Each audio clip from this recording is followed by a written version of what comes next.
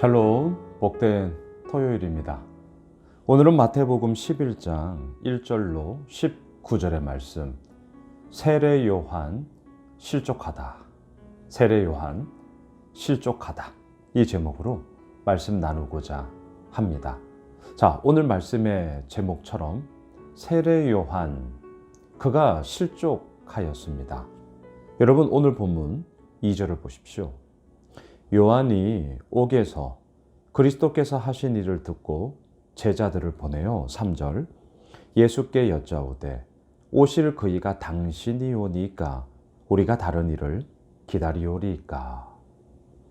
오실 그이, 다른 말로 메시아를 의미하죠. 예수님, 당신이 메시아 맞습니까?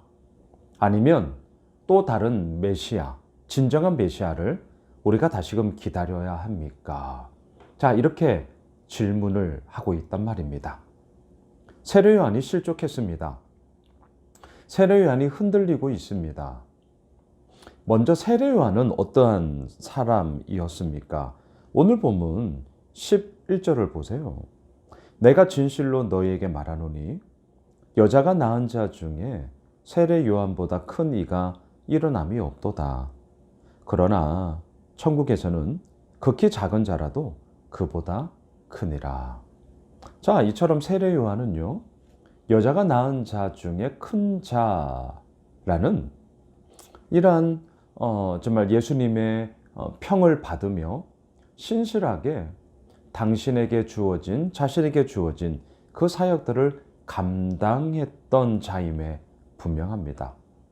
물론 오늘 뒷구절처럼 하나님 나라에서는 세례 요한보다 작은 이가 없다. 그만큼 하나님 나라의 완전함, 그 모든 것을 충족시키는 그 천국의 영광스러움을 물론 오늘 얘기를 하고 있는데요. 자, 이처럼 세례 요한은 예수님의 길을 예비하는 자였고요.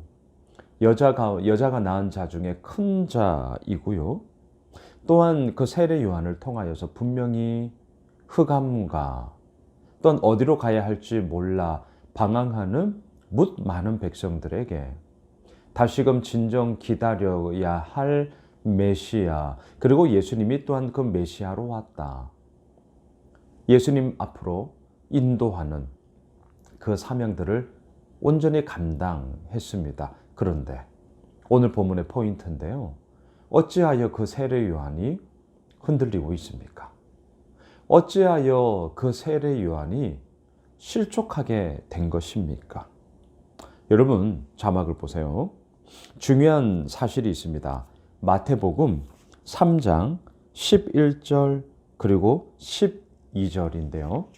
제가 읽겠습니다. 나는 너희로 회개하게 하기 위하여 물로 세례를 베풀거니와 내 뒤에 오시는 이는 나보다 능력이 많으시니 나는 그의 신을 들기도 감당하지 못하겠노라. 그는 성령과 불로 너희에게 세례를 베푸실 것이요. 12절, 손에 키를 들고 자기의 타작마당을 정하게 하사 알곡은 모아 곳간에 들이고 쭉정이는 꺼지지 않는 불에 태우시리라. 너무나 중요한 세례 요한이 가지고 있었던 메시아 상입니다. 메시아의 이미지예요. 특별히 이 메시아, 세례 요한이 기다렸던 메시아는 어떻습니까? 손에 키를 딱 들고 왔어요. 그리고 타작마당에서 탈곡을 하죠. 알곡과 쭉정이를 나누죠. 알곡은 곳간에 들이고 쭉정이는 꺼지지 않는 불에 태워버립니다. 심판이에요. 징계예요. 그리고 이 과정을 통하여서 선함과 악함이 구별되어지는 그러한 메시아로서, 심판자로서의 메시아 상을 가지고 있었단 말입니다. 그런데 어떻습니까? 우리가 마태복음을 오늘 지금 11장까지 이제 보게 되는데요. 예수님은 가르치고 전하고 치유하셨죠. 얼마나 귀한 것입니까? 얼마나 소중한 거예요? 하지만 세례 요한이 바라볼 때에 자신이 중요하게 생각했던 한 가지가 빠져 있었습니다. 앞서 우리가 보았던 것처럼 알곡과 쭉정이를 구별하는 그러한 심판, 징계, 이게 없는 거예요. 자, 다시요. 왜 오늘 세례 요한이 실족하였습니까? 왜 세례 요한이 흔들리고 있습니까?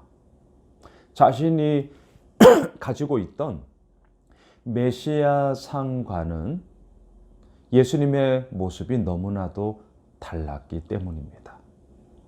여러분, 우리도 이런 거 있지 않으세요? 내 나름대로 가지고 있는 생각, 있죠. 있어요. 이렇게 되어야 하는 거 아니야? 이게 맞는 것 아니야? 저도 있습니다. 자, 그런데 중요한 것은 무엇입니까? 그것 자체가 잘못된 거냐? 아니요. 있어야죠. 자기 의견, 자기 주장 있어야죠. 하지만 중요한 것은 있어야죠. 이렇게만 멈추시면 안 되고요. 그 있음이 잘못되었다. 그 나의 가지고 있음이 개선이 필요하다. 그리고 또 다른 수많은 이야기들이 그 가운데 있다. 그러면 어떻게 해야 하는 것입니까? 아하, 그렇구나. 받아들이는 거죠. 또한 나의 잘못됨이 있다면 수정하는 거죠. 개선해 가는 거죠.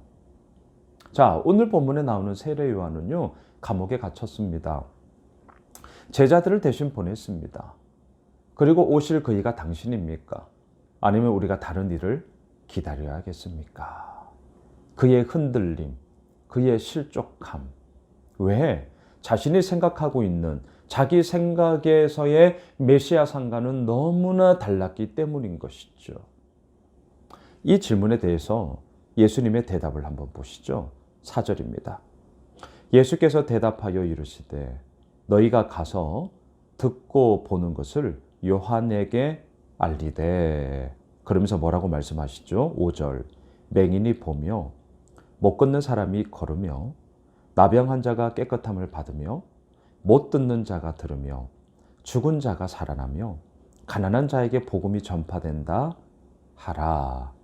자, 이 5절에 나오는 이 많은 사람들의 이야기 속에 공통점이 있습니다. 죽음이 아닌 생명입니다. 시들어감이 아닌 살아남입니다. 자, 세례 요한이 그동안 가지고 있었던 메시아상은 심판자로서, 징계하는 자로서 이 모든 부분에 대한 그러한 하나님의 정말 절대 주권의 그러한 힘들이 나타나야 함을, 그리고 악은 제하여 버리고 선과 알곡은 살리는 이것으로 모든 것이 다 집약이 되어져 있었죠. 하지만 예수님은 이 대답을 통해 무엇을 말씀하십니까? 심판, 징계, 있어요. 하지만 그 심판과 징계의 궁극적인 목적이 뭐냐라는 것입니다. 한마디로 생명을 주기 위함이죠. 살리기 위함이죠. 내가 이 땅에 메시아로 온 것은 살리기 위함이다. 생명을 주기 위함이다. 지금 이 말씀을 하고 계십니다. 6절. 누구든지 나로 말미암아 실족하지 아니하는 자는 복이 있도다 하시니라. 이 이야기를 뒤집어 보세요. 세례 요한이 실족했다는 것이죠. 세례 요한이 흔들리고 있다는 것이죠. 흔들리지 마. 실족하지 마. 다시 말하면 네가 가지고 있는 그 메시아상은 너무나도 편협된 거야. 너무나도 지엽적인 거야. 다시금 그것을 깨고 나를 봐. 그 주님은 어떠한 분이시길래요? 살리시는 분, 생명을 주시는 분, 그리고 그 가운데서 다시금 우리로 하여금 일어나 시작하게 하시는 분. 말씀을 정리하겠습니다. 세례 요한마저도 흔들렸습니다. 왜요? 자기 생각에 갇혀 있었기 때문입니다. 여러분, 오해는 하지 마세요. 자기 생각 자체가 잘못된 거냐? 아니요. 저도 있습니다. 자기 생각, 자기 의견 한편으로는 있어야죠. 술에 술 탄 듯 물에 물 탄 듯 그거 안 돼요. 있어야죠. 하지만 이 있음과 함께 이제 우리가 해야 할 것은 무엇입니까? 그럼에도 불구하고 그 생각이 얼마든지 틀릴 수 있다라는 그 여지를 가지고 우리가 나아가는 것이죠. 그리고 더 나아가 그것에 대한 개선과 그것에 대한 잘못됨을 알았다면 우리는 뉘우치고 이렇게 하나님 앞에 엎드려 또한 주님 앞에 엎드려 우리가 나아가야 하는 것 아니겠습니까? 저희 예수오멸실 교회가 이러한 모습으로 우리 모두가 주의 말씀 앞에 또 우리가 그 하나님의 영광스러움 앞에 서길 원합니다. 바라기는 나의 생각 흔들릴 수 있습니다. 그럴 때 묻는 거예요. 주님 앞에 묻는 거죠. 그리고 그 가운데서 주님께서 더욱더 온전히 우리를 이끌어 가시는 그 놀라운 은혜를 우리는 맛보아 알게 될 것입니다. 기도합시다. 그렇습니다, 주님. 흔들릴 때가 있습니다. 실족할 때가 있습니다. 하지만 그 가운데서도 우리를 일으키시고 온전한 길로 세워주시는 주님을 찬양합니다. 오늘 토요일 한 날이 그런 복된 한 날 되게 하옵소서. 예수님의 이름으로 기도드리옵나이다. 아멘. 오늘 말씀 붙잡고 또 내일 1월의 마지막 5주째 예배입니다. 우리 함께 오셔서 마음껏 하나님을 예배합시다. 내일 드려질 모든 예배들 위하여 기도해 주시고요. 우리 가지고 있는 기도 제목 붙잡고 계속해서 기도하겠습니다.